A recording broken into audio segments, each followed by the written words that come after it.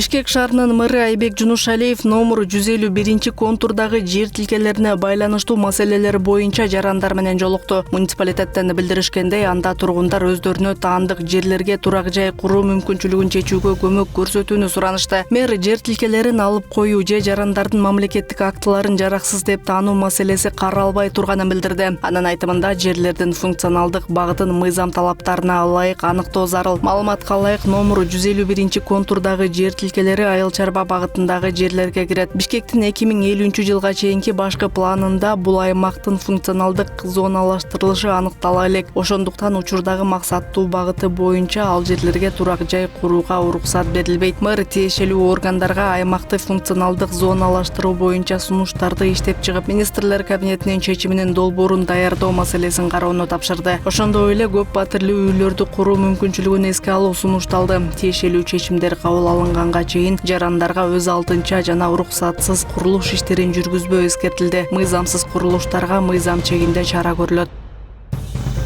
31 августта Бишкек аренада өтө турган дүйнөлүк көчмөндөр оюндарынын ачылыш аземине билеттер сатыла баштады. Бул тууралуу президенттин иш башкармалыгынан билдиришти. Билеттерди Ticket Chekit Go Chekit KG расмий сайтынан сатып алууга болот. Билеттин баасы секторуна жана орунга жараша 5000 сомдон 9000 сомго чейин болот. Белгиленгендей, Бишкек аренага жеке автоунаа менен барууга болбойт. Көрүүчүлөр үчүн Бишкек шаарындагы атайын белгиленген 22 пункттан акысыз трансфер уюштурулат. Автобустар саат 13:00 15:00 чейин каттайт, акыркы каттам 15:00 жөнөйт. Бул убакыттан кийин Бишкек аренага трансфер жүргүзүлбөйт. Андыктан өзүңүзгө ыңгайлуу жөнөө пункттун алдын ала тандап отуруучу жерге өз убагында келүү зарыл. Трансфер экспресс маршрут боюнча жүрөт. Жолдо токтоочу жайлар каралган эмес. Ачылыш аземи аяктагандан кийин көрүүчүлөр автобустан түшүрүлгөн пунктка кайра барышы керек. Ал жерден маршрутунун номери жана автобус баштапкы жөнөп кеткен дарек көрсөтүлгөн тактайча бар автобусту таап ага отуруу зарыл. Трансфер көрүүчүлөр Бишкек аренага алып келген пунктка кайра жеткирет. Иш-чарага келерден мурун видеодо көрсөтүлгөн маанилүү эрежелер менен сөзсүз таанышып чыгыңыздар.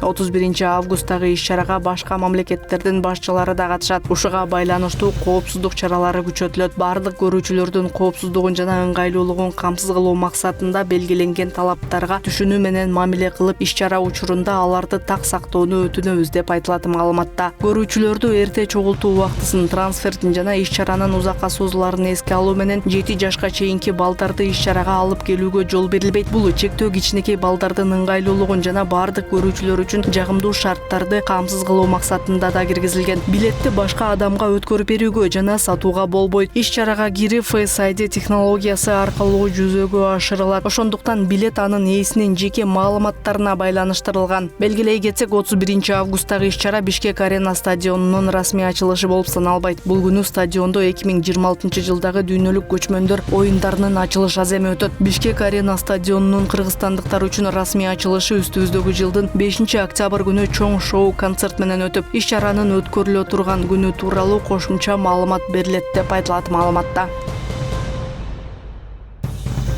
Бишкекте Токтогул Сатылганов атындагы Кыргыз улуттук филармониясынын алдындагы уургума жаңыланып, жарык музыкалык система менен жабдылды. Муниципалитеттен билдиришкендей, күн мурун шаар мэрі Айбек Жунушалиев жаштар аллеясындагы көрктөндүрүү иштеринин жүрүшү менен таанышып, жаңыланган уургуманын техникалык ачылышына катышты. Фонтанга заманбап суу тазалоочу жана жалбырак чогултуучу жабдуулар орнотулуп, бийлеген суу эффекттери менен коштолгон жарык музыкалык система ишке киргизилди. Ошондой эле филармониянын түндүк жана түштүк тарабындагы дагы 2 уургума жаңыланды. Аймакта ирригация жана тышкы жарыктандыруу системалары модернизацияланып, видео камералар, жаңы отургучтар жана таштанды челектери орнотулууда. Мүмкүнчүлүгү чектелген жарандар үчүн 6 пандус орнотулууда. Мындан тышкары филармониянын фасады жаңыланууда. Мэр подряддык уюмга аныкталган кемчиликтерди жоюп, иштерди толук бүткөрүүнү тапшырды деп айтылат маалыматта. Бириккен Улуттар уюмунун азык-түлүк жана айыл чарба уюмунун эксперттери 2027 жылы токой өстүрүү иштери жүргүзүлө турган Орток Токой чарбасындагы 100 гектар аянт менен таанышты. Токой кызматынан билдиришкенде, иш сапардын жүрүшүндө эл аралык токой эксперти жана адистери каадуу бөлүмүнүн Ойтал участогуна барып, жердин абалын жана аймактын мүмкүнчүлүктөрүн баалашты. Тараптар 100 гектар аянтка токой отургузуунун багыттарын, жердин өзгөчөлүктөрүн жана долбоорду ишке ашыруу мүмкүнчүлүктөрүн талкуулашты. Эксперттер тандалган аймактын долбоорду ишке ашырууга ылайыктуулугуна оң баа беришти. Транспорт департаментинин директорунун милдетин аткаруучу Бактыбек Молдобаев Чүй Бишкек аймагындагы мобилдик топтор менен жыйын өткөрдү. Бул тууралуу Транспорт жана коммуникациялар министрлигинен билдиришти. Маалыматка ылайык, анда Бишкек аймактык башкармалыгынын базасында кошумча 4 мобилдик топ түзүлөрү жана аймактагы көзөмөл иштери кескин күчөтүлөрүн белгиледи. Жыйында жетекчи инспекторлордун мыйзам бузууларды аз катта протоколдорду түзбөй жаткандыгын катуу сынга алды. Ал кызматтык милдеттерин так аткарбаган кызматкерлерге чара көрүлөрүн айтты. Бактыбек Молдобаев жооптуу кызматкерлерге иштин натыйжалуулугун тез арада жогорулатуу, мыйзамдуулукту кынтыксыз сактоо жана аныкталган кемчиликтерди ыкчам түрдө жоюу боюнча тапшырмаларды берди. Ошондой эле жетекчи мобилдик топторго 10 күн убакыт берилгенин, андан соң кайрадан жолугушуу өткөрүлүп, ар бир кызматкердин ишмердүүлүгүнө баа берилерин эскертти. Tesla компаниясы спутниктик Starlink байланышы үчүн орнотулган антеннасы бар биринчи айдоочусуз электр унаасы Киберкап роботаксини көрсөттү. Бул тууралуу Электрик басылмасы жазды. Компания жарыялаган сүрөттөрдө антенна унаанын чатырынын арткы бөлүгүндө жайгашканы көрүнөт. Starlink системасы Tesla'нын автономдуу айдоо технологиясынын иштеши үчүн зарыл эмес. Аны негизинен жер үстүндөгү байланыш начар болгон алыскы аймактарда колдонуу мүмкүнчүлүгү каралууда. Киберкап 2 орундуу болуп, рулю жана педальдары жок иштелип чыккан. Tesla буга чейин АКШнын Техас штатындагы Остин шаарында модель U үлгүсүндөгү автономдуу таксилерди сынап жатат. Кейп көчөдөн да ушундай 12-15 үй болду. Ош тазалык муниципалдык ишканасынын абоненттеринин саны 6000ге көбөйдү. Бул шаардагы 2 аймактык башкармалыкта жүргүзүлгөн рейдтик иш-чаранын алкагында белгилүү болду. Жылдын аягына чейин абоненттердин санын 425 миңге жеткирүү пландалган.